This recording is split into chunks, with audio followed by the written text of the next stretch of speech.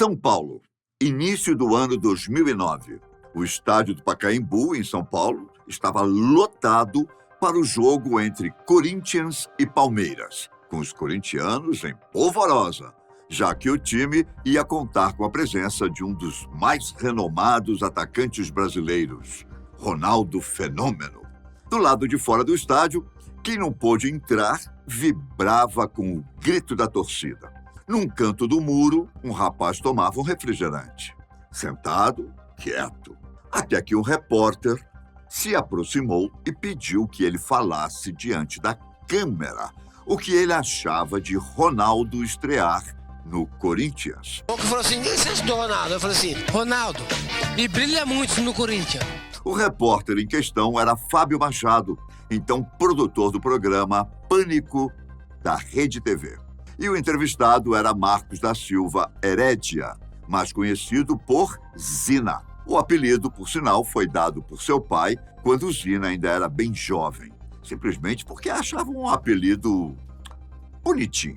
A frase de Zina rapidamente viralizou, tornando-se um dos memes mais usados na época, inclusive fora do ambiente virtual. Zina tem uma história interessante, apesar de triste, e hoje ainda luta para se livrar do vício.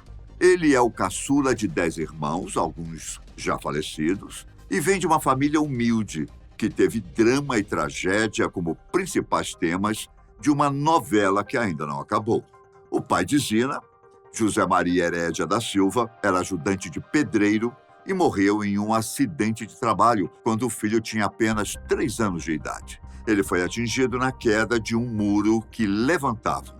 A mãe de Zina ficou doente e passou a maior parte da sua vida acamada, com forte depressão e diabetes. Ela acabou falecendo vítima de um câncer em 2015. O irmão mais próximo de Zina era Claudenir, já que a diferença de idade entre os dois era pequena. Estavam sempre juntos nas brincadeiras e também nos afazeres de casa. Eram inseparáveis. Zina sofreu muito quando seu irmão foi atropelado por um ônibus e acabou falecendo, algo que ele nunca aceitou bem.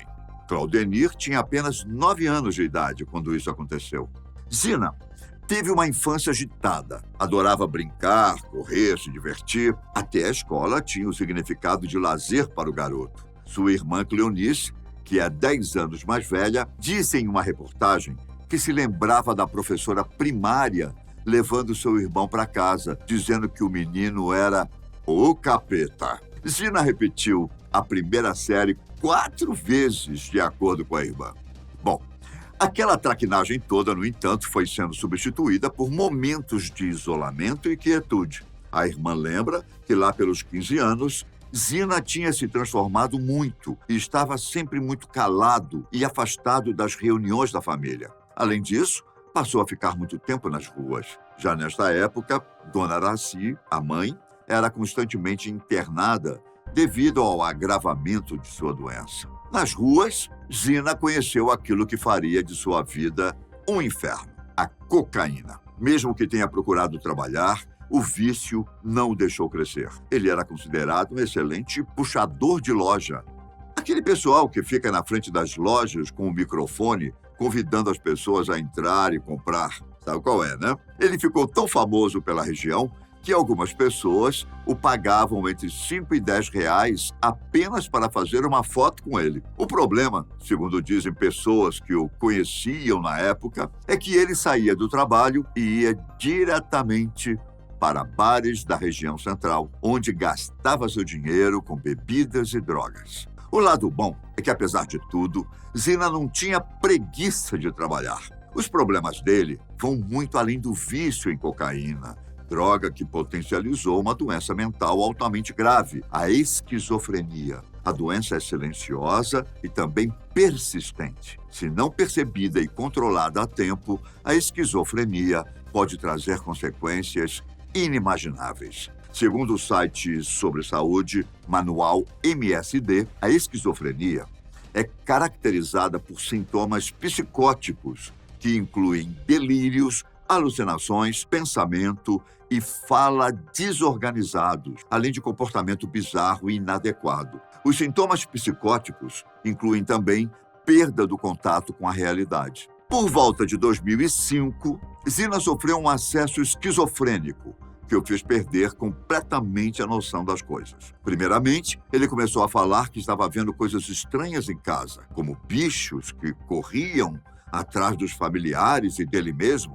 Ele via gente estranha transitando pela casa, ouvia vozes e, ocasionalmente, conversava sozinho. Chegou a sugerir que vendessem a casa para se livrarem dos bichos e dos intrusos. Certo dia, Zina cortou os próprios pulsos e colocou fogo em sua casa. Na reportagem com Cleonice, sua irmã, ela disse que assim que o viram, além de ferido, ele estava com os olhos completamente arregalados. Ele foi levado ao hospital e, após alguns exames clínicos, os médicos concluíram que ele era portador de esquizofrenia. E o pior é que ele era usuário de cocaína, droga que agravava bastante o quadro da doença. Em outra ocasião, ele atormentou os vizinhos que moravam no mesmo terreno que ele e sua família, pedindo-lhes dinheiro tarde da noite.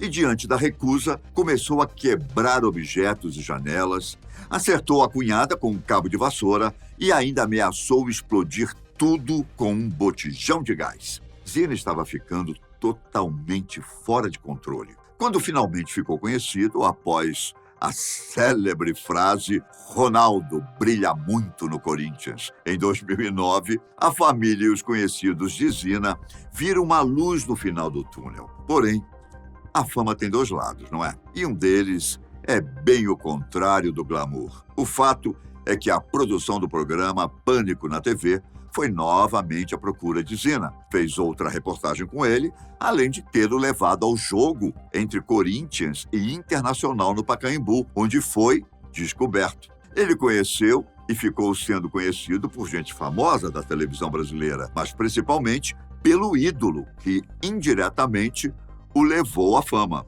Ronaldo. Aquela, com certeza, foi uma grande e inesquecível noite para Zina, que até presenteou seu ídolo com uma camiseta personalizada e, de volta, ganhou uma camiseta oficial do time. A partir disso, Zina passou a ser figura constante no Pânico na TV, tendo sido contratado com carteira assinada e um salário de R$2.000, que naquela época correspondia a cerca de 4 salários mínimos. Zina também teve a oportunidade de conhecer e conversar com Petkovic, Adriano Imperador, Kaká, Luiz Fabiano e até com o Rei Pelé.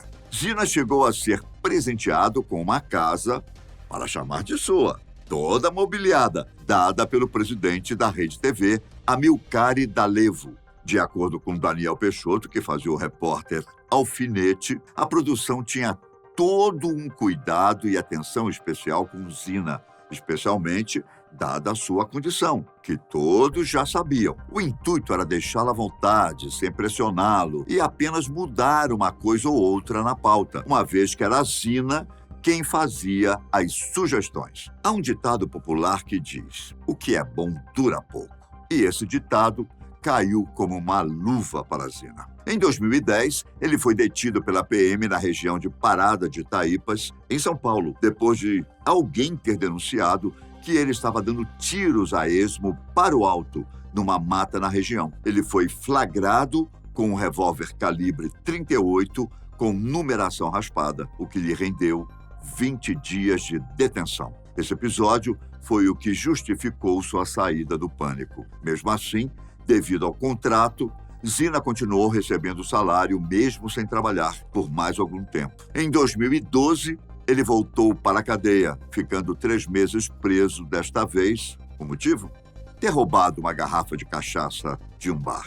Mas os problemas com o vício e seu já antigo problema psicológico não ajudaram em nada.